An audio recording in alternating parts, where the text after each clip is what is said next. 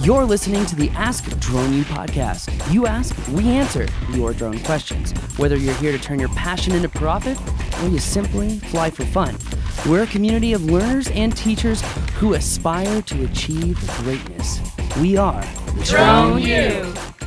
Hey everyone, and welcome to another awesome episode of Ask Drone U. My name is Paul. And I'm Rob, and you're listening to episode number 387. Thank you so much for spending a few minutes of your day with us. We never stop appreciating the fact that you do that. Gratitude makes you happy. Sure does. It really does, though. Yeah, if you're having a bad day, just find something to be thankful for. Or we're thankful for you guys. Changes your day. I normally wake up and think about 3 things I'm grateful for. That's a good idea. So number 1, I've got So they don't hair. change every day? Oh, no, they change. You know what? I'm thankful that I don't have hair. I'm thankful so that I works do out. have hair. Everybody wins at Drone U. Yeah, it's true. Anyway, let's get right into today's question. Actually, let's not get right into today's All question. right. I'm going to tell you a quick story. If you remember our podcast, I think it was 382, we were talking about Boulder's airspace. I just learned yesterday that 2 airports are changing their airport diagrams for drone pilots. I'm talking about Santa Fe Airport. I'm talking about Prescott, Arizona. So you guys, the listeners of Drone U, have taken the information that we've given you and actually had an effect on airspace and how we're able to fly in the southwestern part of this country. So guys, if you use the information we give you, it will help you out. It will also help out many other people. So I just have to say thank you so much to the guys. Jeb, Doug, you guys are awesome. Seriously, because of you, we are changing airspace for the better. So thank you. Yeah, we've always said get involved in the process. Being a part of this this is a perfect example of how there are tremendous benefits to doing so. And there are tremendous benefits to being a part of the Drone U community. That's that all too. I gotta say. That too. So anyway, let's get right into today's question. As always, guys, we appreciate your questions. If you have one, go to askdroneu.com. And if you go out to a job site, you're getting hungry, or you just need a quality snack to bring with you wherever you go for your drone flying, check out Charky. It is a lamb-based jerky, and you can find it at ranchlineallnatural.com. Nitrate-free, gluten-free, tastes good, won't cause you cancer. We love it. Wow, sounds like a win-win. Good morning, Drone U guys. Hey, this is Sean from Minnesota with a quick question for you. I am preparing for my 107 and doing a lot of flying and doing a lot of research into the real estate market. And in talking with a lot of realtors, I'm asking the question of them, why am I not seeing any video, whether interior or exterior, on any of the property searches that I'm doing on what I consider to be the 3 major real estate sites, Zillow, Trulia, and MLS. And they suggest that, there's, some guys doing aerial videography, but not a ton. But even throughout many, many comprehensive searches of mostly higher end property, I am just not finding any video present in any of these properties. So I'm wondering if there are barriers to getting that video posted up to the sites that I believe most folks are using to scout out properties that they might want to go look at. Is there an upload problem from the single point listing that realtors use that isn't getting sent out to Zillow and Trulia and places like that? Or is it just a realtor thing where they don't want to take the time to upload the video to all the different sites? Hoping you guys can help me with that. Again, love what you guys are doing. Thanks for all the help in getting my business off the ground and getting my 107 certificate. And looking forward to your response. Thanks. This is a great question. This really is a phenomenal question. Well, I'm going to say some things about realtors, and if you're a realtor, I'm sorry. If you're learning to fly, great. If you're not like this type of realtor, then you're a good human being. So, anyway, I've had an issue with realtors before who have been. One guy said to me one time, "How hard is it to upload something to YouTube?" And I responded to him with, "Well, if it's so hard, why can't you do it?" Or if it's so easy. Yeah, exactly. Anyway, realtors have difficulty with following through with things.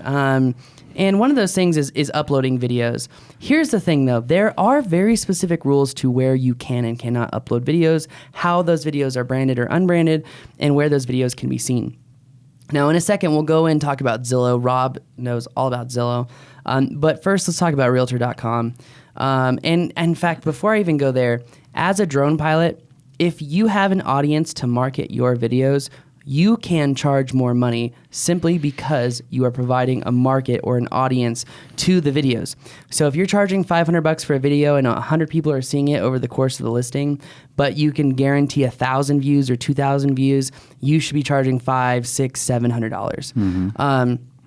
And that's one of the beautiful things is that if you grow a YouTube channel focused on whatever you're building and growing, it can be used for many, many different things. Now, here's the thing. In order to post anything on Realtor.com, the MLS system, you actually have to be a realtor or have a realtor's login information. Because you don't want to be held liable for anything, I recommend you don't do that. If they want to upload it to MLS or Realtor.com, let them upload it to Realtor.com or MLS. Here's the thing, though. According to MLS, you cannot upload any video that is branded. In fact, I just got out of a conversation with John from Q Realty about this. So if you have in the video, Remax Realty and call Rob Burdick because he's the best bald realtor in the world. That's not okay with MLS. You actually have to have a video that's unbranded, that's like, check out this beautiful home. It's 3,000 square feet, 4 bedrooms, 5 baths. Take a quick look inside. If you have questions, you can go to this website. By the way, I don't know this for sure, but I think the reason they do that is so that the person who's presenting the house to their buyers can brand themselves. Well, I don't know. I had a long conversation with John about this, and he said if you upload to MLS, it cannot be branded. No, I understand. But the YouTube page you put it on could be branded. Sure. So there are little loopholes and intricacies to this. So now the reason I have the realtor forms, if you're shooting real estate videography, if you're shooting photography for real estate, we have forms in the Drone U community where you can actually hash out all the details of your videos and what you're supposed to do.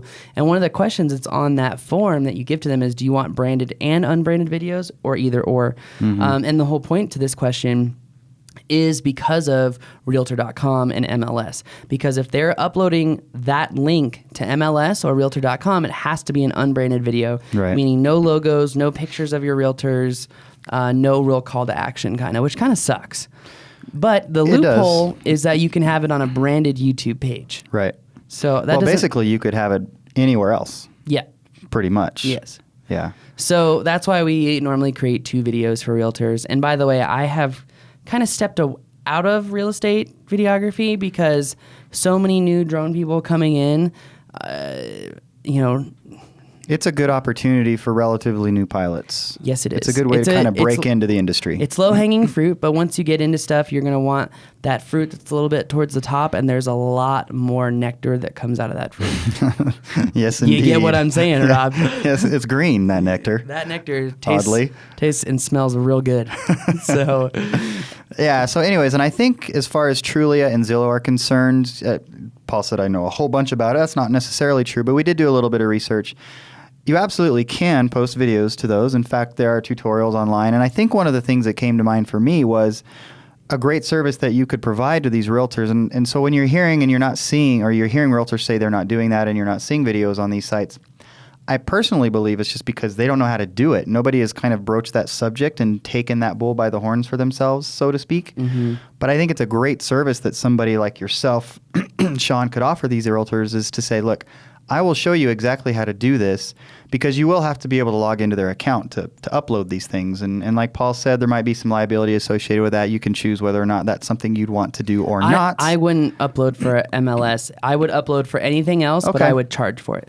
Yeah, so this is definitely an upcharge, but the point is it is a service that you can offer to them and say, look, I will help you not only create a fantastic video to profile and show this house in a way that's going to be unlike others that are competing with it, I will help you get it uploaded, or at a minimum show you how to do it, and just create a process through which you go either to give them or to do yourself and get them uploaded for them. But in terms of barriers, I don't think there's many barriers with the exception of ability want to. Although I think with Zillow, you have to be at a certain level. And that's probably true on Trulia as well. Like a premier agent on Zillow, I think they're able to use videos. Anything below that probably isn't. Some issues like that, but they're very navigable issues that you can help realtors with. Well, also, one thing that you can be doing is, again, if you're doing what we have said and you're coming up with pricing packages, you can price out and package advertising the video. Say, hey, I'll upload it to my Albuquerque, New Mexico homes YouTube and Facebook page.